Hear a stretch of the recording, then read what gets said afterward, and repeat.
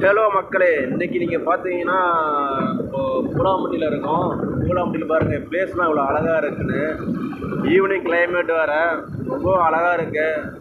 இருங்க நம்ம பக்கமாக போய் பூலாம்பட்டி பக்கமாக போய் அந்த போட் பிளேஸு அதை பார்க்கலாம்.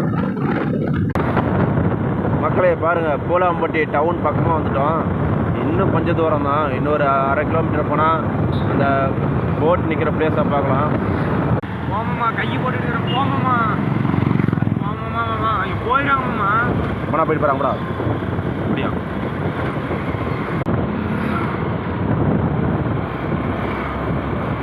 போ, இப்போனாச்சும் போ. கையை போட்டுட்டு இருக்கிறேன். ஆனால் அடிக்கிறதுக்கு வந்துருப்பா. நான் பொழுது கை போட்டு